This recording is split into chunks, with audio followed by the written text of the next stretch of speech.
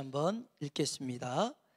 바나바는 착한 사람이요 성령과 믿음이 충만한 사람이라.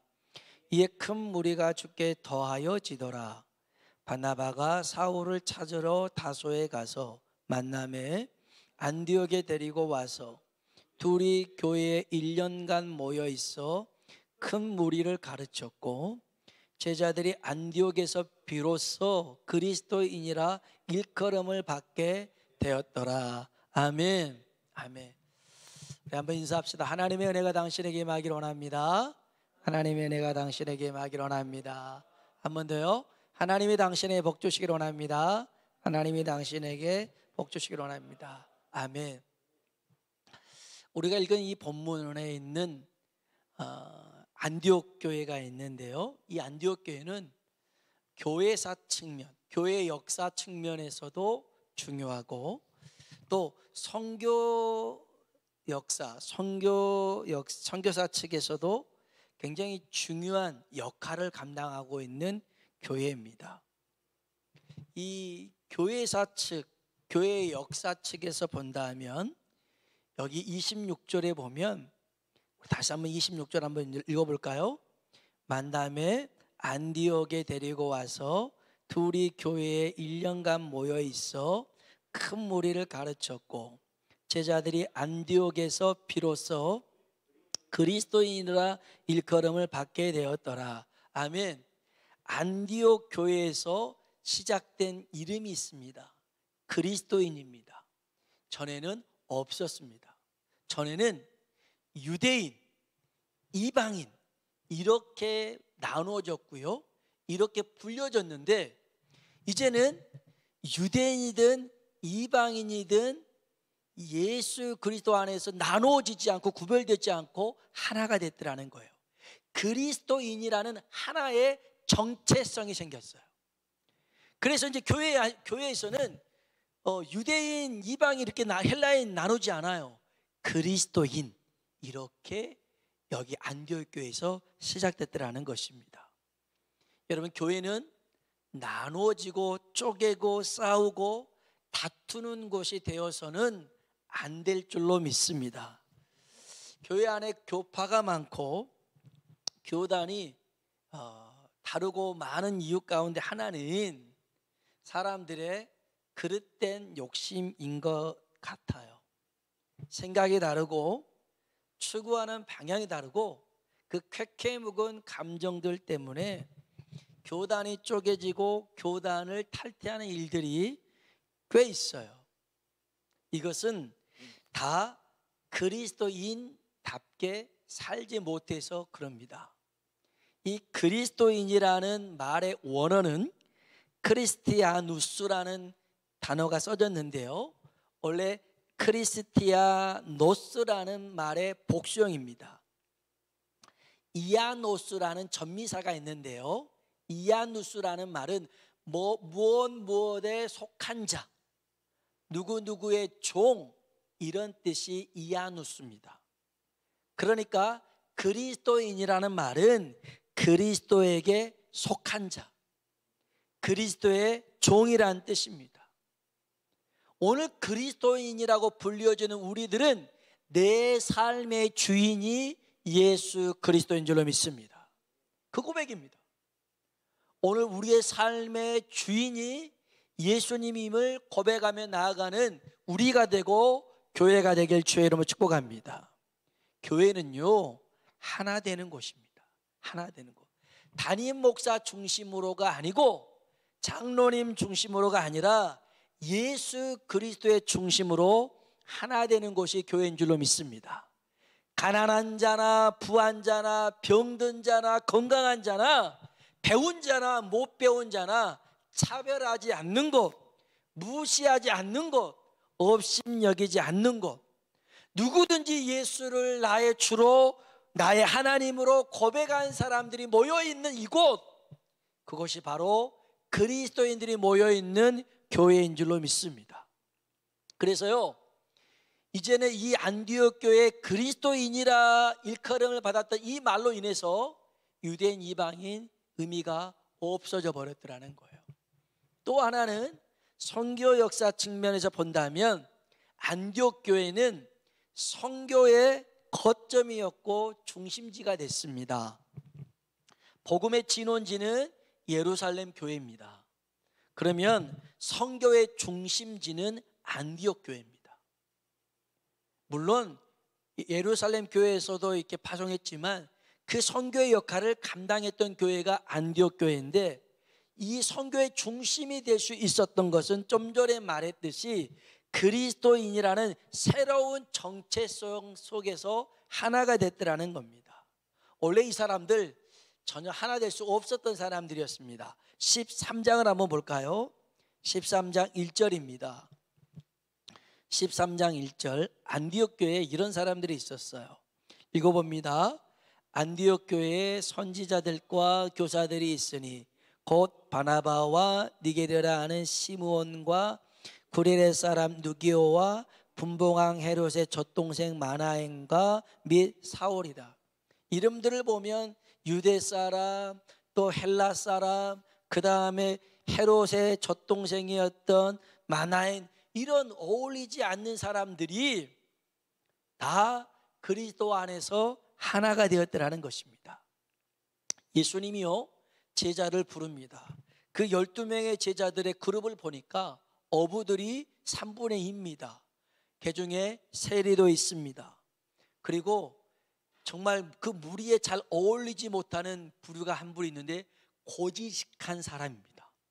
이 사람은요, 정말 남의 말에 대한 수용성이 떨어집니다. 자기 믿는 말을 그대로 밀고 나가는데 나다나엘, 바돌로메가 이런 사람입니다. 그래서 저 나사렛에 무슨 선한 게 있냐, 예수 난 선한 분이 있다 해도 귀뚱으로도 안 들었던 사람이 나다나엘입니다. 또 있습니다. 열심당 시몬입니다. 열심당이라 표현됐는데 테러리스트입니다. 과격분자입니다. 그래서 이러한 사람이 12명이나 있었는데 이들이 어떻게 하나가 됩니까?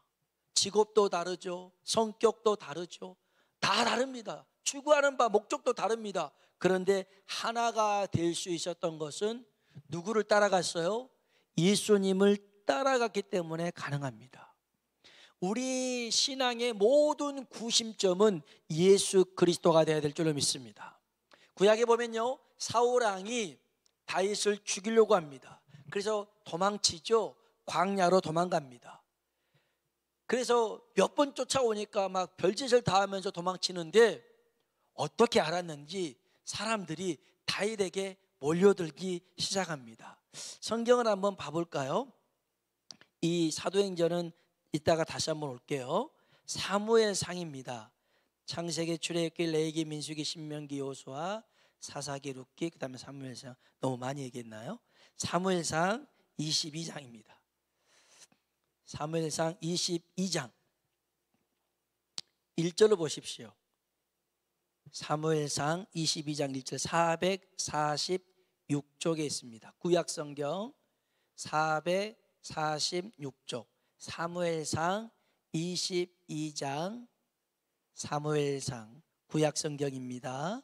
446쪽 2장 1절 같이 한번 보겠습니다. 그러므로 다윗이 그곳을 떠나 아둘람 굴로 도망하며 그의 형제와 아버지의 온 집이 듣고 그리로 내려가서 그에게 이르고. 아멘.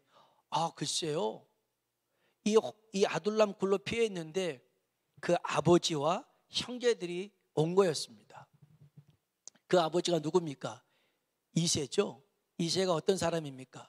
사무엘이 자기 집에 와도 다윗을 부르지 않았던, 자기를 무시했던 아버지입니다. 막둥이라고, 막내라고 전혀 기대도 하지 않았던, 형들은 다 불렀는데 자기를 부르지 않았던 아버지. 그리고 그 형제들의 소식을 듣고 골리앗과 싸우러 나아갈 때 큰형 엘리야, 삼마, 이런 형들이 어디 조그만한 애가 전쟁터에 나와서 싸우려고 그래, 어디서 그냥 사람들은 말에 욱해가지고 가만히 있어 야단쳤던 형들입니다. 자기를 정말 별 볼 일 없는 사람으로 취급했던 사람들이 위협의 순간에는 자기에게로 피신해 왔습니다. 옛날 묵은 그런 생각들을 하면 저리 가세요. 지금 나 혼자도 힘든데 왜 오십니까? 그럴 수 있겠죠. 그런데 그렇지 않습니다. 또요, 2절 볼까요? 2절 읽어봅시다.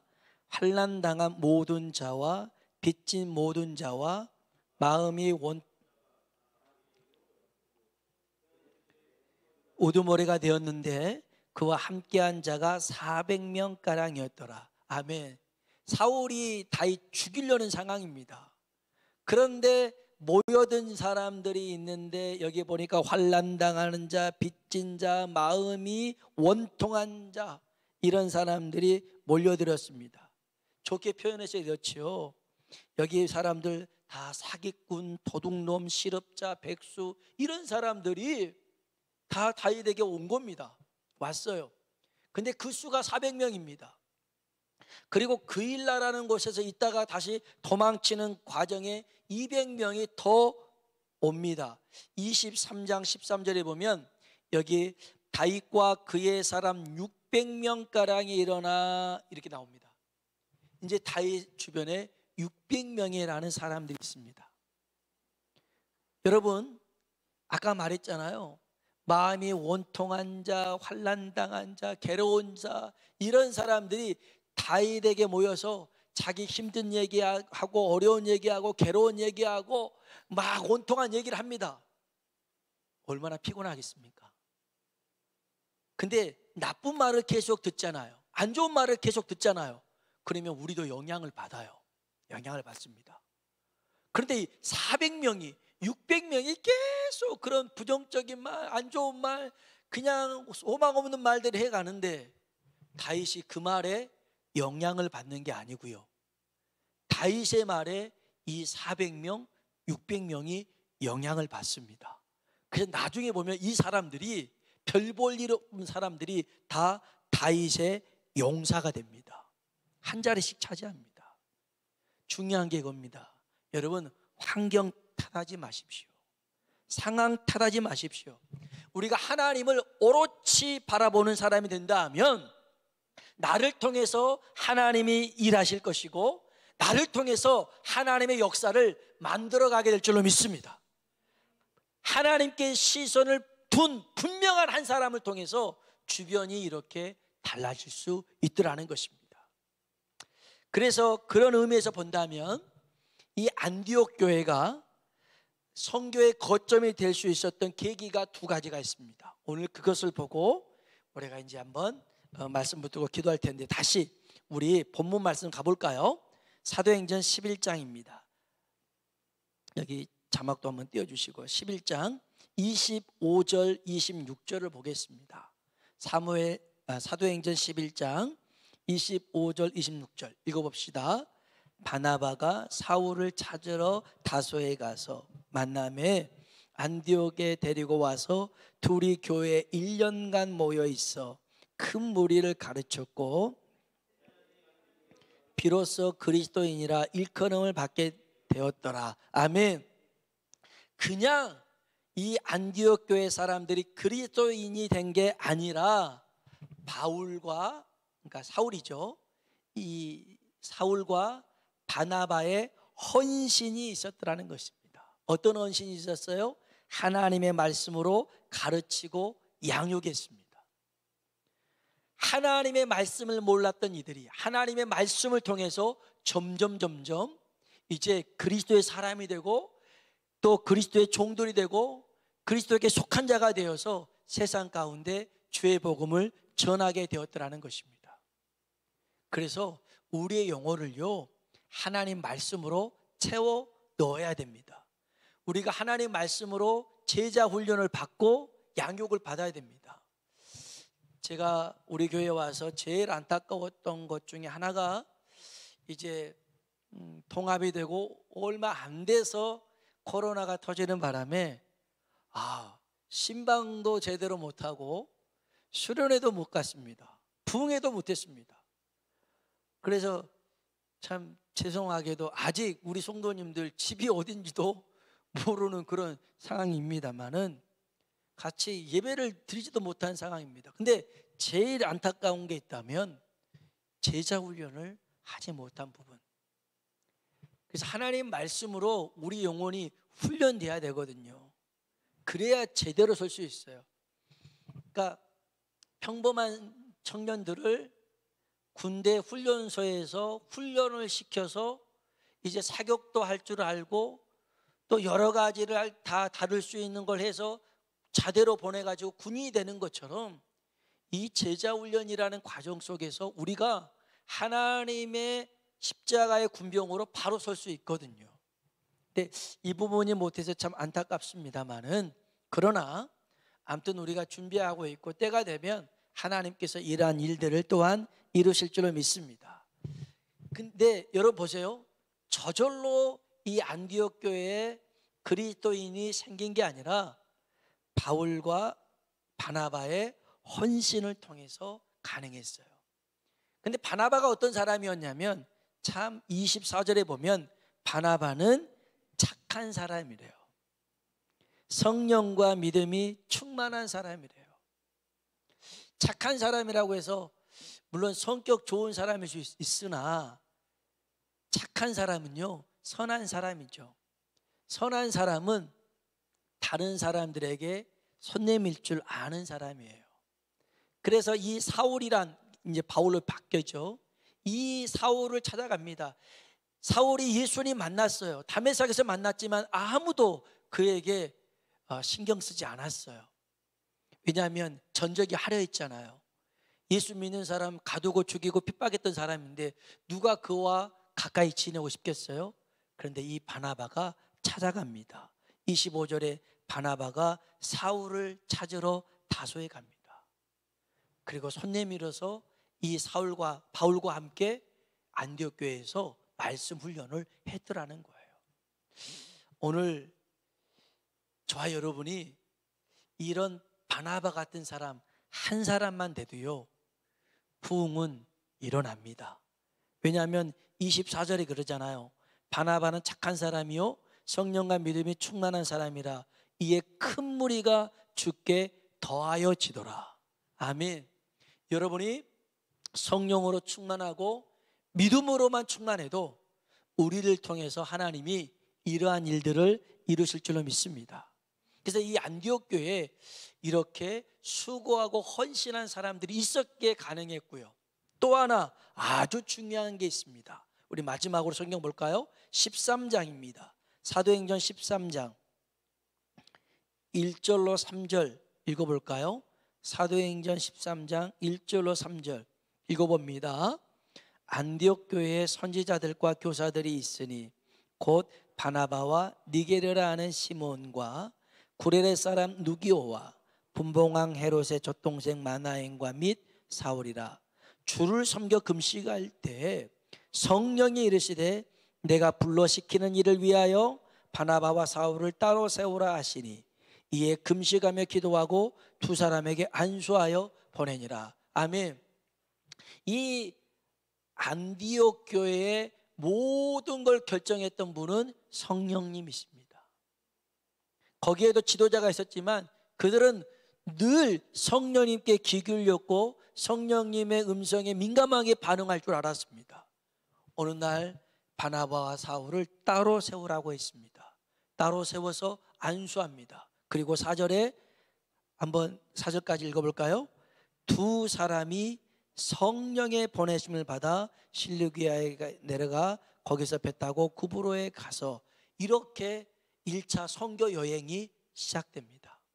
여러분, 오늘 우리들의 삶 가운데 성령님이 역사하시고 성령님이 인도하는 대로 순종하며 살아가는 교회가 되고 우리가 되길 주의 이름으로 축복합니다. 사실 저는 여러분이 이 자리에 있는 것 역시 성령님께 순종했기 때문에 이 자리에 있는 것이고 이 시간에도 성령님이 우리 가운데 놀라운 일들을 이루실 줄로 믿습니다. 우리가 성령님께 집중하고 예수님께 집중하면 우리 안에 내적인 부흥뿐만 아니라 외적인 부흥도 일어나도록 만들 줄로 믿습니다. 우리는 그리스도인입니다. 예수 그리스도 안에서 예수님의 것으로 예수님의 종으로 부름받은 사람들입니다.